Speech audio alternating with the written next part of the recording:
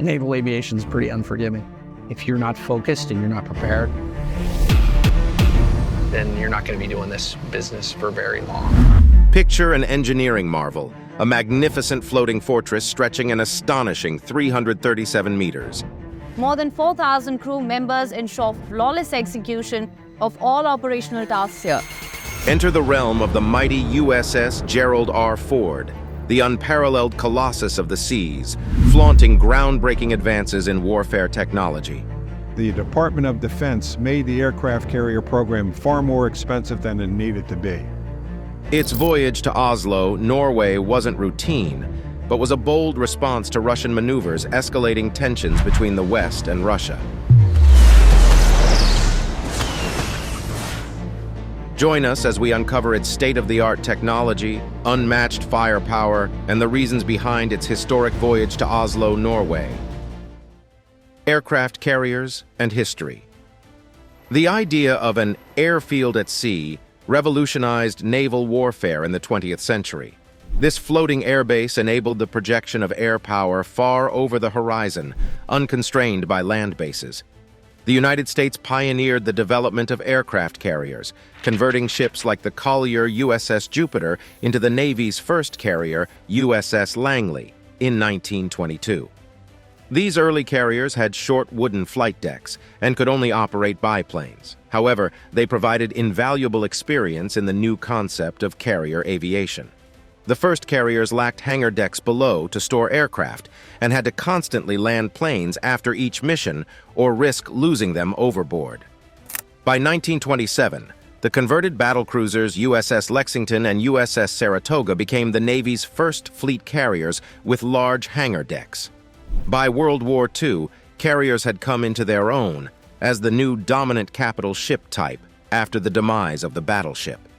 The fast and versatile Essex-class carriers with armored flight decks were pivotal in the Pacific naval battles against Imperial Japan.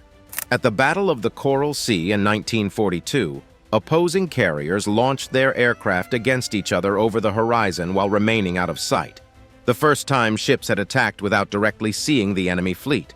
At the climactic Battle of Midway, hopelessly outnumbered U.S. carrier dive bombers caught the Japanese carrier force by surprise and sank 4 frontline carriers in a stunning upset that permanently turned the tide of the war in the Pacific.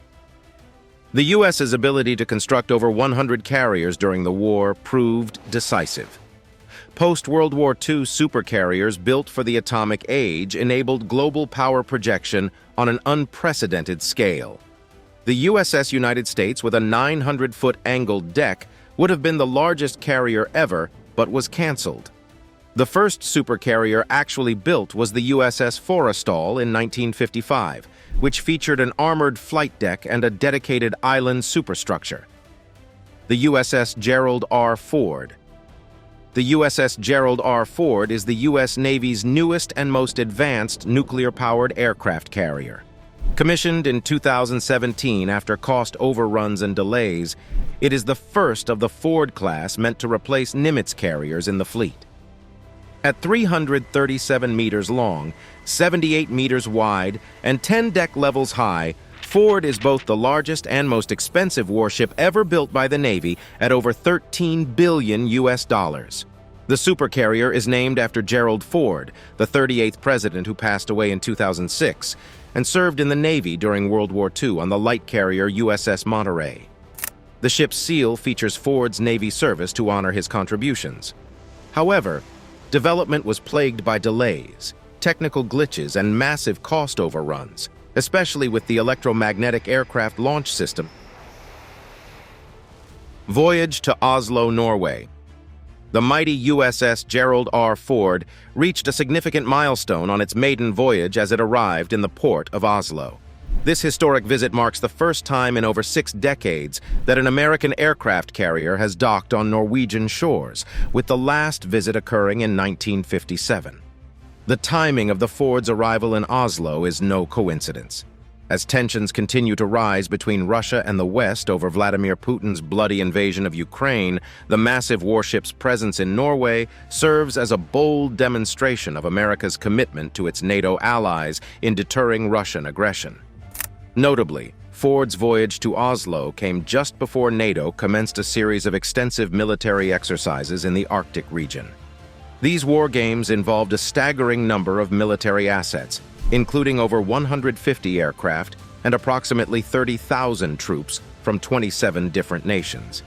The sheer scale and complexity of these maneuvers showcase the ever-evolving strategies of Western military powers as they seek to counter Russia's increasing bellicosity. By demonstrating their ability to operate jointly, NATO forces aim to send an unmistakable message of deterrence to Moscow, which has been rapidly expanding its military capabilities and presence in the resource-rich Arctic. As a founding member of NATO and a nation strategically positioned in the high north, Norway plays an especially crucial role in monitoring Russian maneuvers in the region. The country's shared 198-kilometer border with Russia makes it a critical area of geostrategic interest.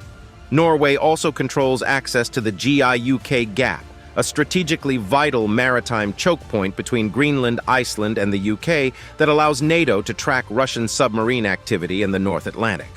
Against this backdrop, the arrival of the mighty USS Gerald R Ford, the spearhead of the Ford Carrier Strike Group, signifies America's ironclad commitment to defending NATO's northern flank. Accompanying the 100,000-ton Leviathan are other powerful vessels such as Arleigh Burke-class destroyers and Ticonderoga-class cruisers, forming a formidable naval armada. By sailing these vessels into frigid Arctic waters, the U.S. and NATO allies are sending an unmistakable signal. Their collective defense pact remains ironclad, and they stand ready to safeguard their interests in the high north. The message communicated by this muscular display of naval might is unambiguous. The United States and NATO are ready and willing to defend their interests and allies in the increasingly competitive Arctic region. As climate change continues to open up new shipping lanes and opportunities for extraction of natural resources, the high north is evolving into a new strategic arena in the 21st century. By sailing the mighty Gerald R Ford into northern waters, the NATO allies have made it clear they have both the capability and resolve to operate wherever needed, from the freezing Arctic to the sweltering Persian Gulf. So long as NATO stands united, its naval forces stand ready to preserve the stability and security of this vital region. Revolutionary technology and design. The Gerald R Ford represents a quantum leap in carrier design and employs a suite of cutting-edge new technologies. It features over 20 major advances compared to the previous Nimitz class. Originally conceived as the CVN-21 in the 1990s, the Ford class was envisioned as a transformational increase in capability and lethality. At the heart of its innovations is the Electromagnetic Aircraft Launch System, or EMALS. Designed by General Atomics, EMALS fundamentally changes how carriers operate by employing linear induction motors instead of steam pistons to propel aircraft off the flight deck. This provides unprecedented precision, reliability, and versatility for launching a wider range of aircraft sizes and weights. Unlike steam catapults limited to specific launch energy levels, EMALS can gradually accelerate anything from a 10,000-pound manned fighter to a lightweight drone using the same basic components. By varying its magnetic field strength, EMALS can launch from 0 to 160 miles per hour in only 300 feet of deck run. It generates huge force equivalent to 80,000 horsepower in each of its 3 launch stations. Steam pistons, by contrast, are notoriously maintenance-intensive. They cannot compensate for variations in aircraft weight and drag during launch, subjecting airframes to violent jerk forces stretching from 1.5 gravitational force to over 4 gravitational force. EMALS reduces airframe stress and launch-related failures, extending the lifespan of aircraft. Its integrated monitoring and control systems provide detailed aircraft acceleration and health data. Immense size and capabilities. As the ultimate expression of American naval engineering, the sheer scale of the USS Gerald Ford is difficult to appreciate. At 100,000 tons displacement fully loaded, it is among the largest warships ever built. The vessel's 4.5-acre flight deck and 10-level island superstructure soar 20 stories above the waterline. Over 4,500 sailors and 2,600 aviators of Carrier Air Wing 8 CVW-8 call it home during months-long deployments. The Ford can carry up to 90 aircraft, including the advanced F-35C stealth fighters, FA-18EF Super Hornets, EA-18G Growler electronic attack aircraft, E-2D. Advanced Hawkeye radar planes with a 250-mile surveillance range, MH-60RS anti-submarine and utility helicopters, and carrier onboard delivery logistics aircraft. More planes can be stored below in the hangar bays, with capacity for over 100 additional aircraft.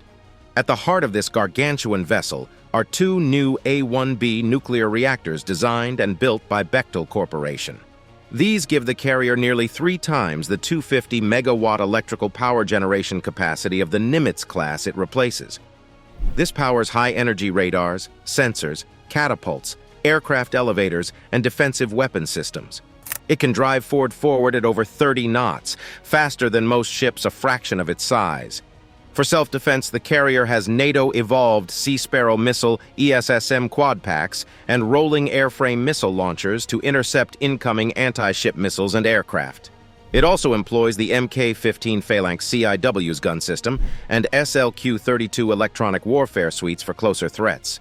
A combat air patrol of 2 to 4 FA-18 maintains a protective screen against aerial attack out to 150 miles from the ship.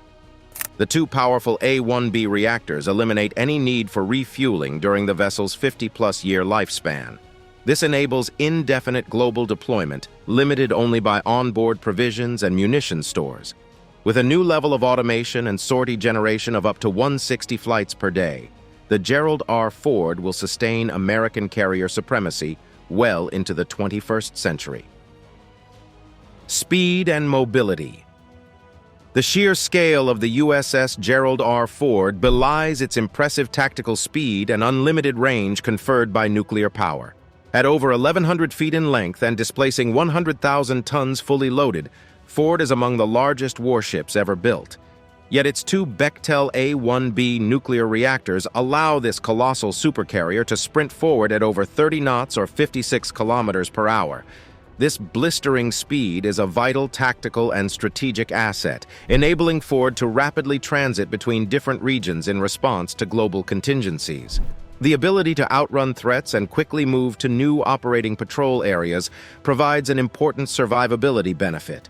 Ford's speed also enables fast deployment and return for maintenance, resupply, and crew change in home ports. In wartime, speed confers immense advantage in actively maneuvering the carrier to evade attack or chase down enemy ships and submarines. Aircraft carriers are in a perpetual race to generate wind across their flight decks to launch aircraft.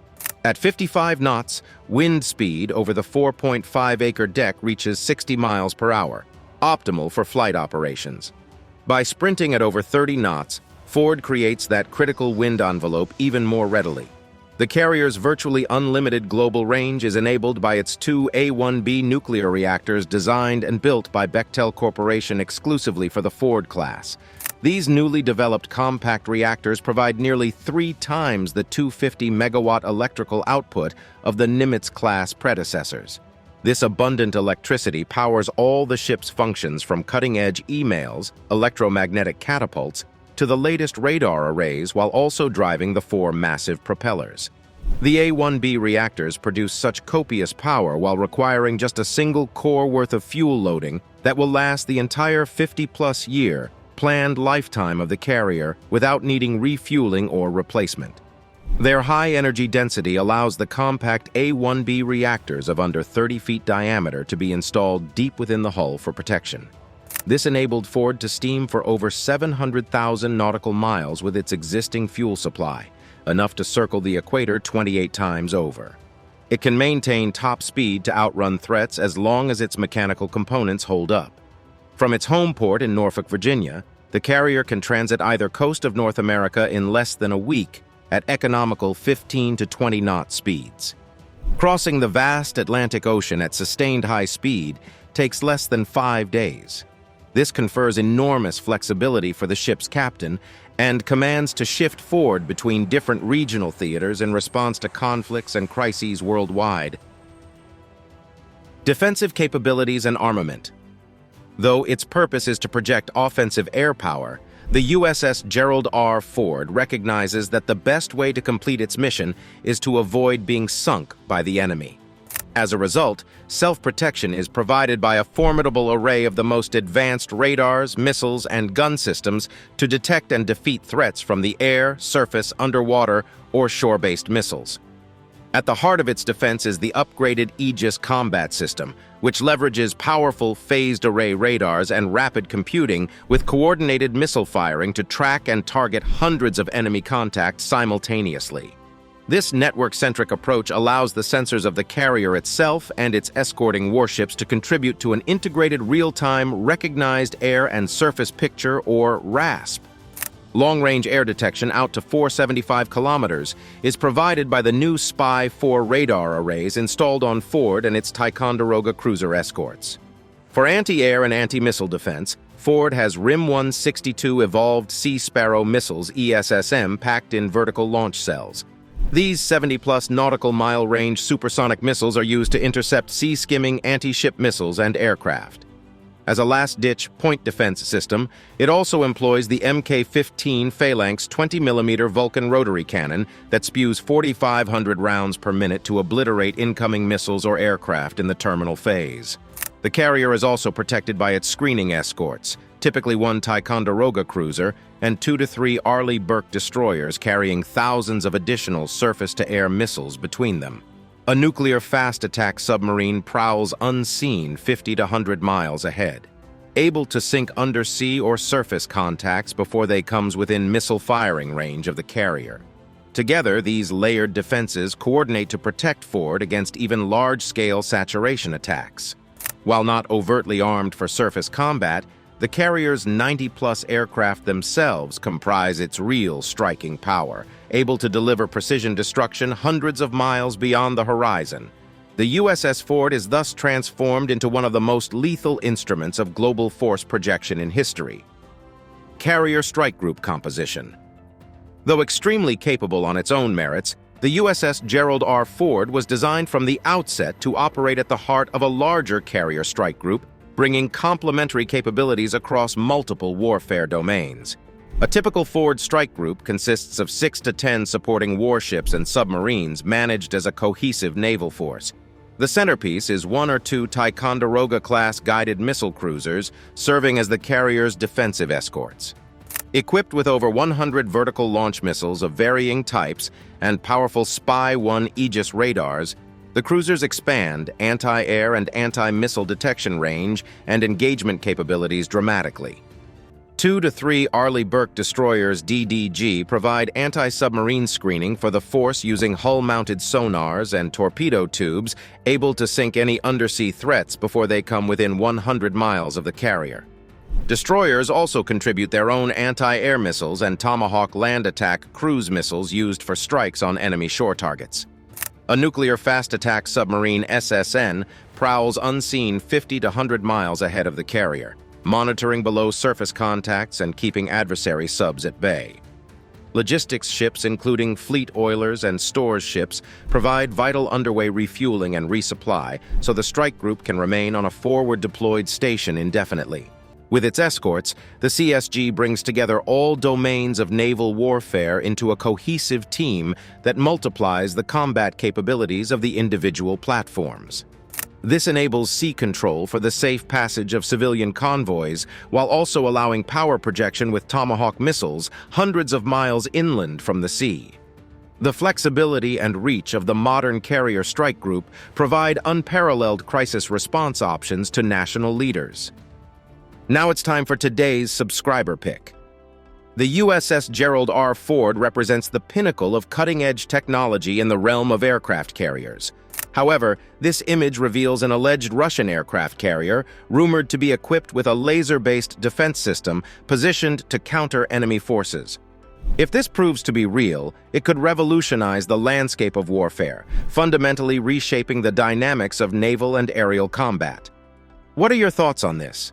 Do you believe that such advanced warfare systems should be built or not? Share your thoughts with us in the comments below. Cost of operations. While unmatched in capability, The enormous costs of building, manning, and operating aircraft carrier strike groups prompt intense scrutiny given limited defense budgets. As the most expensive weapons platforms ever developed, carriers have been both criticized and praised as budget vampires, diverting funding from other naval priorities. With its array of advanced technology and massive size, the USS Gerald R Ford alone cost over $13 billion to construct, equal to the price of multiple destroyer squadrons. Estimates suggest it costs $6.5 million per day when deployed to operate each carrier strike group, with most of that expenditure related to fuel and maintenance costs for the carrier itself, plus its escorting warships. With a requirement to maintain at least 11 carrier groups on rotational deployment worldwide, as dictated by the Navy's global mission scope, operating costs add up to around $25 billion of the Navy's annual budget. This amounts to over 1/3 of the Navy's entire shipbuilding and conversion budget allocated to building new ships. The necessity of maintaining such a large carrier fleet versus other aspects of naval power like more numerous unmanned systems, extra attack submarines, and emerging capabilities like hypersonic missiles and railguns prompts intense debate within defense circles. Some critics argue such expensive manned supercarriers will not survive the modern threat environment of saturation attacks by supersonic and hypersonic anti-ship missiles being fielded by China, Russia, and even Iran. They contend dispersing firepower among more numerous smaller ships and unmanned platforms would be more survivable and cost-effective. With the ability to launch missile barrages from multiple dispersed land-based platforms or swarm boat attacks, adversaries can overwhelm carrier battle group defenses through saturation. Proponents argue the unique flexibility provided by sea-based aviation grounded in 8 decades of doctrinal and operational experience justifies sustaining a large carrier fleet. Nuclear carriers can respond much faster to conflicts worldwide than land-based planes and airfields, since they do not rely on vulnerable foreign basing access in the range of enemy missiles. With its ability to move 500 miles in a day and launch strikes with 150 aircraft, a carrier provides options no other military asset can truly replace. Yet with the advent of new long-range anti-ship missiles that significantly outrange carrier aircraft like China's DF-21D carrier killer, Russia's Granit P-700 and Zircon hypersonic weapons, the optimal future carrier strategy remains passionately contested within Navy circles. The survivability and tactics of carrier groups against modern anti-access and area denial threats upset doctrines that have stood relatively unchallenged since World War II. Both sides of the debate raise valid points. While the capability a large carrier provides is unique, the changing threat environment requires creative new ways to project power and employ carriers as part of a more distributed fleet architecture. Flat defense budgets prevent building ever more expensive manned carriers as the threat evolves. Finding an affordable balance between carriers, surface combatants, submarines, and unmanned systems poses a key challenge for the Navy in coming years. Vulnerabilities and threats. For all their might as floating air bases, aircraft carriers also face vulnerabilities that adversaries actively target. Their gargantuan size makes them visible for hundreds of miles on radar and satellite, and unable to take cover in any terrain. The concentration of tremendous offensive firepower into one platform creates a valuable target inviting attack. This threat environment has driven the development of the carrier's complex defense systems and operational tactics. The greatest danger comes from increasingly long-range and precise anti-ship cruise missiles, ASCMs, and even ballistic missiles developed by rivals like China, Russia, and Iran, specifically to destroy American carriers and surface ships from outside the carrier's sizable strike range. Swarms of such missiles arriving in synchronized salvos from multiple directions can simply overwhelm defensive systems through saturation, even if individual missiles have a low probability of getting through. China fields over 1,000 advanced DF-21 anti-ship ballistic missiles with ranges exceeding 900 nautical miles, whereas the carrier's own aircraft have effective ranges of only 400 to 600 miles, even with aerial refueling. This reach mismatch allows China to threaten carriers from the shorelines before the carrier can launch its own counterblow. Russia has developed families of ultra-fast supersonic ASCMs like the Granite and hypersonic Zircon expressly designed to destroy American carriers and surface groups. More unconventional dangers also exist. Diesel submarines prowling at closer ranges can target a carrier with torpedoes or very short-range missile setups. Russia is reportedly developing a nuclear torpedo Poseidon that could destroy coastal cities and harbors. Smaller warships like missile corvettes operating in groups can disperse lethal firepower across wider areas. Even asymmetric swarm boat attacks could prove challenging given limited close-in weaponry on most large combatants. While heavily armored and extremely resilient with compartmentalized damage control, a small number of torpedo or missile hits in vital spaces like the propulsion plant or aviation fuel storage areas can knock a carrier out of action for months. Advances in seeker technology, maneuverability, and targeting loops leveraging artificial intelligence increase risks further. To remain effective, carriers must creatively evolve tactics while avoiding scenarios where they are caught at a severe tactical disadvantage. Comparison to rival navies. The USS Gerald R Ford faced a changing competitive environment at sea with the rise of capable new-generation warfare systems fielded by rival naval powers. China, Russia, and to a lesser extent Iran have invested heavily in anti-access and area denial platforms designed to prevent free movement of forces near their waters. Aircraft carriers are high-value targets of increasing missile, submarine, and unconventional threats. China, in particular, fields over 1,000 advanced DF-21 anti-ship ballistic missiles that outrange carrier aircraft. With maneuverable conventional or nuclear warhead options, the DF-21D is designed specifically to destroy moving aircraft carriers at sea. At longer ranges than the FA-18 Super Hornet's roughly 550-mile radius, this asymmetry prevents the carrier strike group from entering contested regions of the South or East China Seas within range of the threat. Russia possesses several families of potent anti-ship cruise missiles that endanger aircraft carrier operations, especially in confined seas like the Baltic or Black Sea where maneuver room is limited. The P-700 Granite NATO codename SSN-19 is employed on Russian Navy battlecruisers and submarines, boasting a range of 600 kilometers and speed of Mach 2.5 while carrying a 1,600-pound warhead, causing significant damage on impact. Even more worrisome is Russia's new 3M-22 Zircon hypersonic ASCM, expected to enter service soon.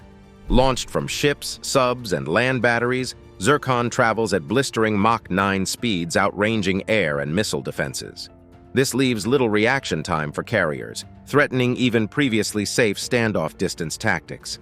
Russia is also developing Status 6 nuclear torpedoes and advancing submarine technology that complicates operating carriers within reach of its coastlines. While the USS Ford still overmatches rivals in its sophistication and integration of naval air power, the proliferation of capable anti-access and area denial systems is concerning. Adversaries are tailoring strategies to turn the carrier's own aviation-centric orientation into a vulnerability. Creative new operational concepts, tactics, and supporting capabilities will be needed to preserve carrier viability as threats evolve. Developments and alternatives. To counter the evolving threat environment faced by aircraft carriers, the U.S. Navy has several promising new capabilities and alternative naval options under development. These include near-term technologies like defensive lasers and electromagnetic railguns to disrupt missile attacks, as well as more futuristic options like drone carriers. The Navy plans to deploy high-energy laser weapon systems on destroyers and carriers within the next 2 to 3 years.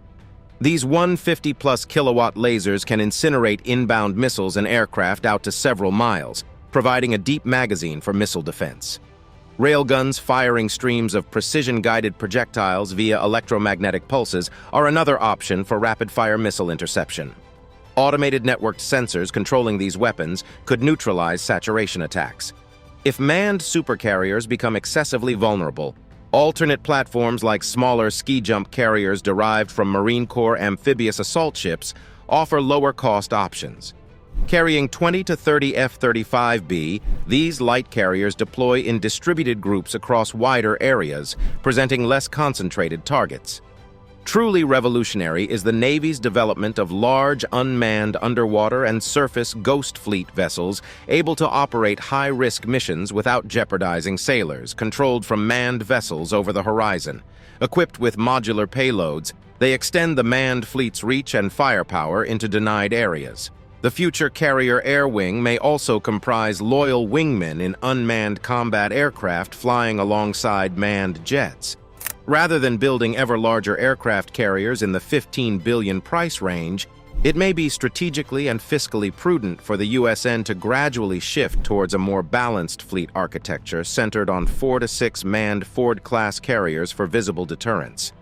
Resources could then flow towards networking unmanned systems, hypersonic missiles, undersea technologies, and hardening land bases and logistics.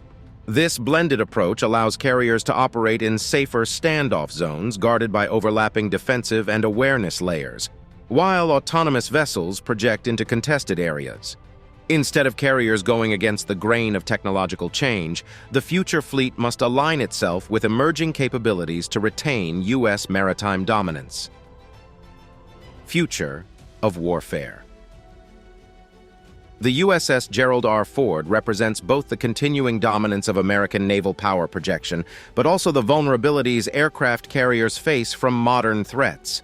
Its immense size, advanced technology, formidable defenses, and robotic operations make Ford among the most fearsome warships ever built. Yet significant risks from saturation missile attacks and new torpedoes persist, requiring creative new tactics and capabilities. Despite the vulnerability of being visible for hundreds of miles and unable to utilize cover, the flexibility and sheer firepower of an aircraft carrier's air wing is unparalleled. Nuclear-powered carriers can rapidly respond anywhere globally without reliance on foreign basing access that can be denied. No other military asset provides the capabilities of 80 advanced aircraft able to strike land targets, conduct air superiority, deliver cargo, and perform ISR. However, the environments faced by carriers today and in the coming decades are far less permissive than the uncontested blue water operations of prior decades. Adversaries like China, Russia, and Iran field increasingly sophisticated layered defenses designed specifically to repel or destroy American carriers and surface groups, turning their strength into a liability. Swarms of stealthy anti-ship missiles with extended ranges and advanced targeting aided by networks and artificial intelligence threaten the survivability of carriers. Diesel subs, mines, fast supercavitating torpedoes, and even civilian fishing boats converted to pack explosive compound risks. Providing effective defense against all threat vectors is exceedingly difficult. The answer may be less an outright replacement of manned carriers in the near term than a changing balance between carriers and emerging capabilities, making wise use of limited resources. Smaller light carriers, extensive torpedo and missile defenses, railguns, and networked unmanned vehicles complement carriers in contested areas. Thanks for watching, and we'll see you in the next one.